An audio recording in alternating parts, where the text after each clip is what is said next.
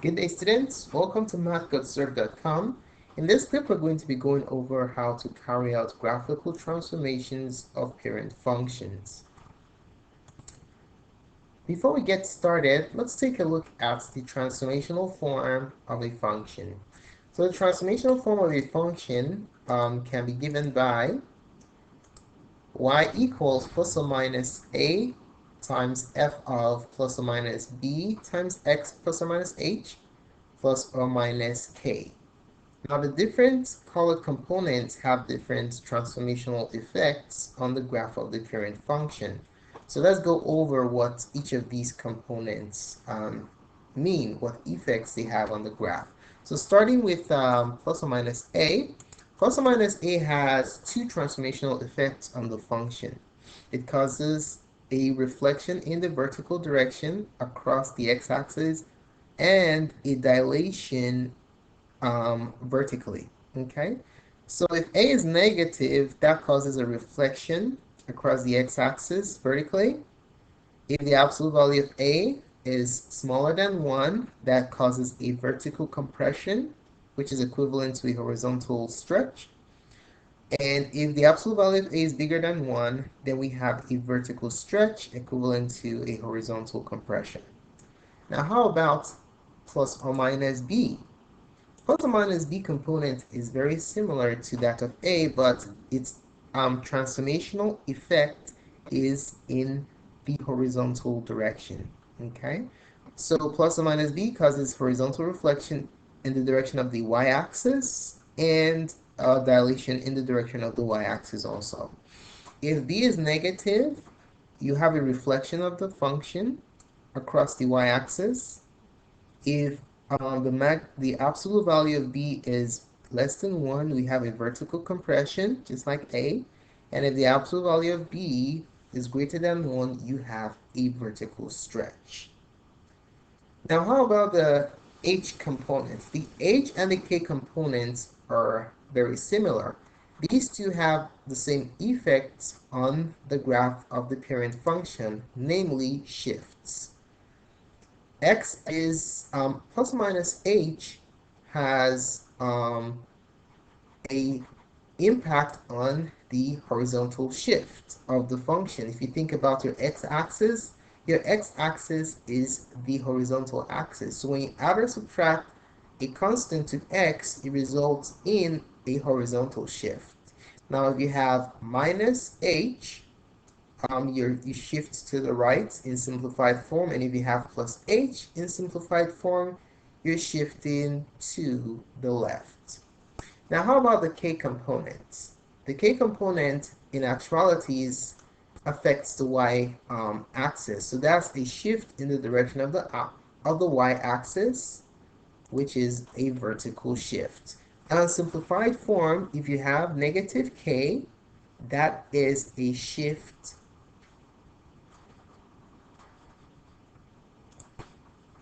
downward, and if you have plus k, that is a shift upward. Okay? All right. Now let's go ahead and take a look at the functions we're going to be dealing with in our examples today. We're going to be covering some of these functions in the examples. We're going to be looking at linear function. That's the parent linear function, y equals x. We have the parent quadratic function, y equals x squared. We have the cubic function, y equals x to the third. The exponential function, y equals e to the x. The absolute value function, y equals the absolute value of x. And the radical function, y equals root x. Okay, so we are going to be carrying out graphical transformations to some of these parent functions in the following examples. The instructions are as follows. For the given functions, describe all transformations, namely shifts, dilations, and reflections. Sketch the graph of the original and the transformed function.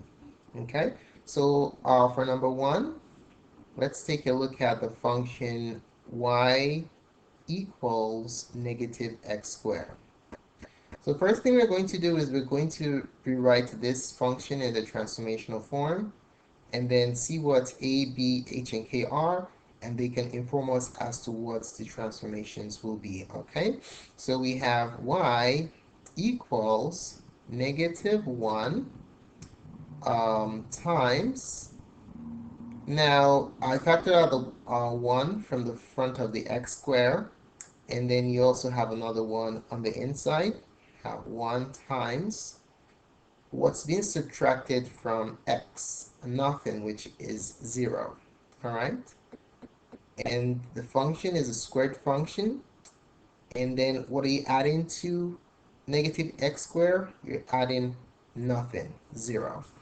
All right, so there goes the function in transformational form. So we have y equals a times b times x minus h. Well, actually, we have the function. We don't have to put the function there. So we have a square, so b x minus h. The function is squared, of course, plus k. All right, so now let's see what the transformations are. Let's start with our shifts. Now, when we're talking about our shifts, we're looking at h and k. You notice that h is 0 and k is 0 also. So what are your shifts? Your shifts, you have none. Now, how about our dilations? The stretch in the horizontal and vertical stretch. Do we have any here? For dilations, if you look at A and B, what do we have? Well, in order for there to be a dilation, the absolute value of A and B either have to be greater than 1 or less than 1. So since they are both equal to 1, guess what? We have no dilations here, so they're none. All right, let's go ahead and put in the reason why our answers are the way they are. For the shifts, this is because we have no shift because h and k are 0. And then for dilations, we have no dilations because A and B are 1. All right. Now, how about reflections? Do we have any reflections here? For reflections, what we do is we take a look at the sign of A and B. Okay. What you notice is A is negative. A is negative, has a negative sign. So since A is negative, we're going to reflect downwards in the direction of the x-axis. So reflect downwards across the x-axis. Okay, and then we do not have any reflection side to side because the B has a positive sign. All right, so those are the transformations that we have. We only have one transformation, namely a reflection downwards across the x-axis. Okay, so what we're going to do now is go ahead and sketch the graph. This is nothing perfect. So we are going to draw the original function. Let's draw it in green and dotted. So the original function y equals x squared. Let's just put in some points. 1, 1, and then 2, 1, 2, 3, 4, reflected over there. So let's put it in dotted line, basically indicating that this is the parent function. This is not the final result. Okay, so there goes y equals x squared. The transformation calls for a reflection downwards across the x-axis. So we're going to just reflect across the x-axis to get the transformed function. So if you can make this solid. So this is just a sketch of the reflected, the transformed function that has been reflected downwards. And what is the function? Y equals negative x squared. All right, let's take a look at problem number 2. Now, what if we have the function y equals the square root of x plus 2? Okay, so we're going to write this in transformational form. So there goes the general transformational form there for your reference. So let's go ahead and rewrite this function in this format so we can see what the transformations are. So we have y equals, the function is the radical function. In front of it we have positive 1 times the function, which is the square root. Now, if you examine the radicand, the coefficient of x is just 1. 1 times x, what is being subtracted or added to 0? To x, 0. Okay, so we have x minus 0, and then we're adding 2 to the function. Okay, so in transformational form, we have y equals a times the square root of b times x minus h plus k. All right, so now let's take a look at our transformations. Start with the shifts. What are the shifts here? For the shifts, we're looking at h and k. So we have no horizontal shift since h is 0, and we have a vertical shift of 2. All right, so for shifts, we're going to shift 2 units up or down, 2 units up. Okay, and that's that for the shifts. Now, how about our dilations? For dilations, we're looking at the size of the absolute value of a and b. If they are bigger than 1, we have a stretch. If they're less than 1, we have a compression. Okay? So for a, that tells us the compressions, the dilations are vertically. The absolute value of a is 1, which means there are no dilations in the direction of the y-axis. B is 1 also, which means there are no dilations in the direction of the x-axis. All right, so dilations, there are none, since a, looking at the absolute value of a is equal to 1, and what? The absolute value of b is equal to 1. This basically tells us that the graph will have the same size as the original function, as the parent function. Now, last thing to look at are the reflections. Are there any reflections here? For reflections, we're looking at the sign of A and the sign of B. If anyone is negative, we'll have a reflection either horizontally or vertically. In this transformed function, what you notice is that A and B are both positive, so we have no reflections. So reflections, we have none, since what?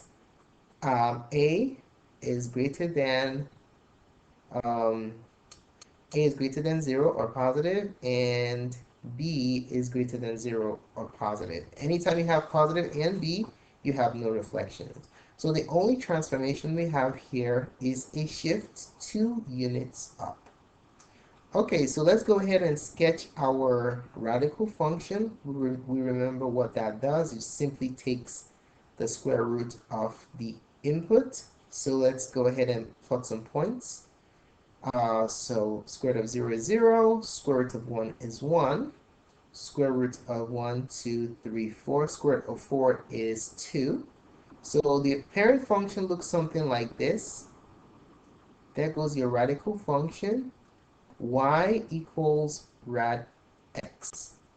Now our transformation is y equals root x plus 2. So we're simply going to shift the entire function 2 units up. Okay, so we shifted 2 units up. 1, 2, that takes us right here. This point gets shifted 1, 2 right here. This point gets shifted 1, 2 here. And then our transformed function is going to be, oh, I missed that point. Sorry about that. It's going to be something like that. It's just a sketch. Y equals the square root of x plus 2. A 2-unit shift in the upward direction. Okay, let's take a look at the next problem, problem number 3. What if we have the function y equals 2 times x plus 1 to the third power? So there goes our formula again to guide us. So what we're going to do first is rewrite this function in this format. So we have y equals positive 2, which is a. The function is a cubic function. In front of x in here, we have positive 1 times x plus 1, all that raised to the third power, and you're adding nothing. Okay? So we have y equals a times b times x plus 1, all that raised to the third power, plus 0. Quick correction, this should be h and k, so x plus h plus k. All right, so we just rewriting the formula, so plus k right there. Okay, now let's go ahead and talk about the transformations. First thing we're going to look at are the shifts. Now, for shift, we're looking at h and k. H is positive 1. So since h is positive 1, what kind of shift are we going to have? So the shift is going to be 1 unit to the left. Okay, so we're going to shift 1 unit to the left. All right, because what do we have? We have f of x plus 1. Okay, so you have x plus as the input of your function, you're going to be shifting to the left. If you have f of x minus, you're going to be shifting to the right. How about shifts up and down, or down in the vertical direction? You're looking at k. If you have plus k, you're going to be going up. If you have minus k, you're going down. All right, it's the opposite of this. But since k is 0, we have no shifts in the vertical direction. Okay, let's move on to our dilation, the stretch or compressions horizontally or vertically. Do we have any dilations in this transformed function? The answer is yes. Since a is 2, the absolute value of a is 2, which is bigger than 1, we have a stretch vertically. Okay, so the function is stretched. Let's spell that again. Is stretched vertically by a factor of 2.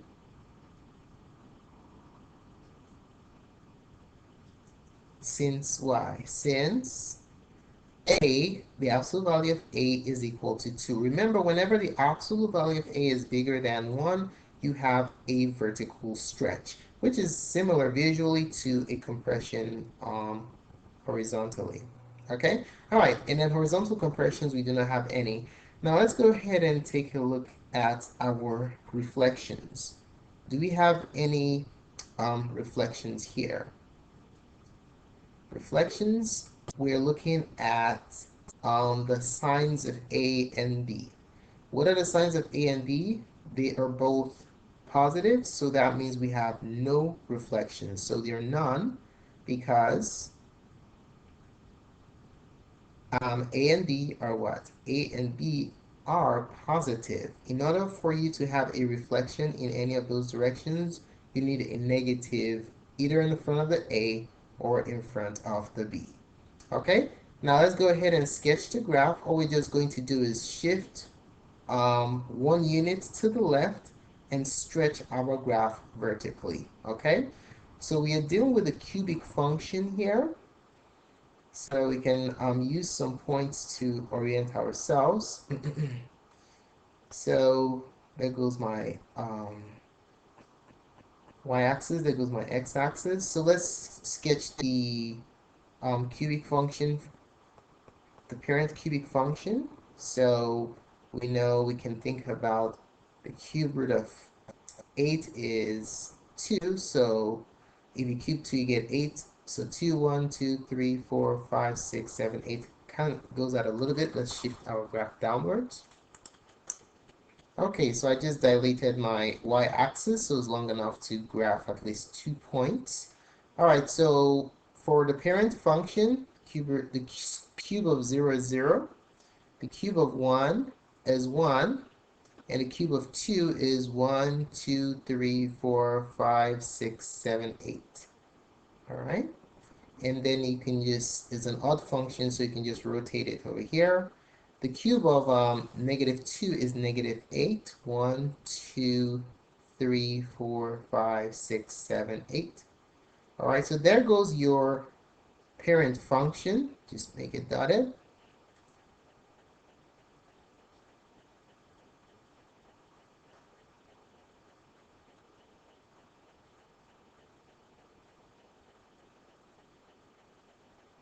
All right, now how do we get the transformed function? To get the transformed function, we simply shift, let's go back to see what we did. Shift 1 unit to the left and then stretch. Okay, so we're going to shift 1 unit to the left. So this point right here at the origin shifts over here.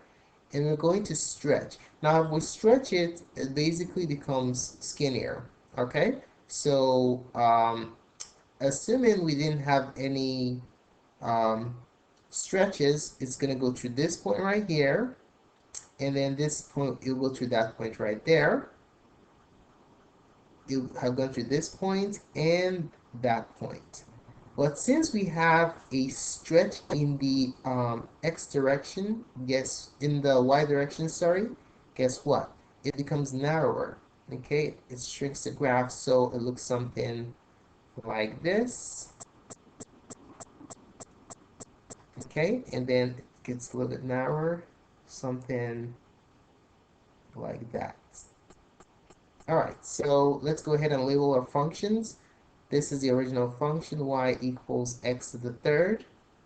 And then the transformed function, y equals 2 times x plus 1 to the third power. Thanks so much for taking the time to watch this presentation. We really appreciate it. If you found this tutorial helpful to you, feel free to give us a thumbs up. We'll appreciate your positive feedback. Do not forget to subscribe to our channel for updates to other cool tutorials such as this. If you have any questions about this presentation or transformations in functions in general, just post a comment in the comment section below and we'll be glad to address that as soon as possible. We have a collection of practice tests for you here. Feel free to check it out. More clips can be found on math.serve.com. Thanks again for watching and have a wonderful day.